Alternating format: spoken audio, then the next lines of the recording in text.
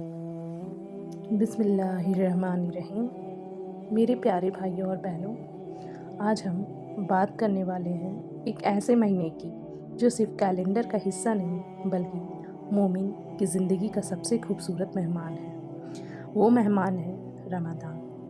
ہر سال رمضان آتا ہے، مگر سوال یہ ہے، کیا ہم رمضان کو سمجھ کر مناتے ہیں یا صرف بھوک اور پیاس کا نام سمجھ کر روزہ رکھتے ہیں؟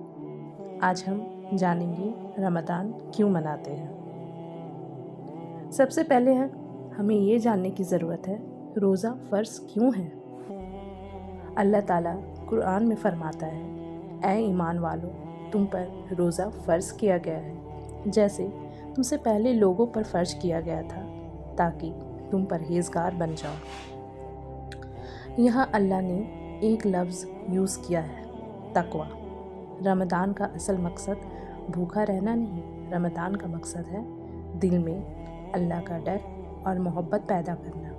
جب انسان بھوکا ہوتا ہے اور اس میں سامنے کھانا ہوتے ہوئے بھی پھر بھی وہ نہیں کھاتا تو وہ صرف اللہ کے لیے چھوڑتا ہے۔ یہ ہے تقویٰ۔ رمضان وہ مہینہ ہے جس میں قرآن نازل ہوا۔ یہ وہی کتاب ہے جو انسان کو اندھیرے سے روشنی کی طرف لاتی ہے۔ لیکن سوچیے، اگر رمضان گزرتا رہے اور ہمارا رشتہ قرآن سے نہ جڑے تو کیا ہم نے رمضان کا حق ادا کیا؟ سوچیے ذرا۔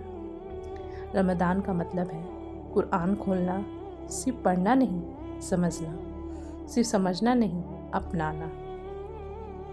رسول اللہ صلی اللہ علیہ وسلم نے فرمایا، رمضان کا پہلا عشرہ رحمت کا، دوسرا مغفرت کا، تیسرا جہنم سے نجات کا ہے۔ سوچئے، اللہ خود موقع دے رہا ہے کہ آ جاؤ، معافی مانگ لو، میں معاف کر دوں گا۔ کتنی بڑی رحمت ہے یہ۔ حدیث میں آتا ہے، رمضان میں شیطان زنجیروں میں باندھ دیے جاتے ہیں، اس لیے رمضان میں نماز آسان لگتی ہے۔ قرآن پڑھنا کا دل بہت کرتا ہے، گناہ کم ہو جاتے ہیں۔ لیکن اصل کامیابی کیا ہے؟ یہ کہ رمضان کے بعد بھی ہماری زندگی بدلی ہوئی رہے۔ اگر رمضان کے بعد بھی نماز چھوٹ جائے تو سمجھ لو ہم نے صرف روزہ رکھا، رمضان نہیں جیا۔ رمضان صبر سکھاتا ہے۔ بھوک لگی، صبر، پیاس لگی، صبر، غصہ آیا، صبر۔ یہ مہینہ ہمیں کنٹرول دیتا ہے، یہ مہینہ ہمیں ڈسپلن دیتا ہے۔ جو رمضان میں اپنے نفس کو کنٹرول کر لیتا ہے وہ پوری زندگی کنٹرول کر سکتا ہے۔ جب ہم افطار کا انتظار کرتے ہیں تو ہمیں ان لوگوں کا احساس ہوتا ہے جو روز بھوکے رہتے ہیں۔ اس لیے رمضان میں زکوٰۃ اور صدقہ بڑھ جاتا ہے۔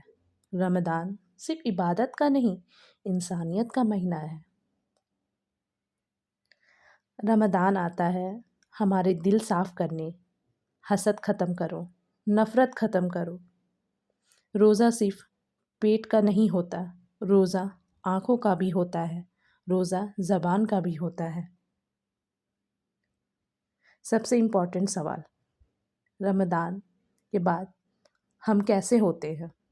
اگر رمضان کے بعد نماز ادھر گئی، قرآن کا رشتہ بن گیا، گناہ کم ہو گئے تو سمجھ لو رمضان قبول ہو گیا۔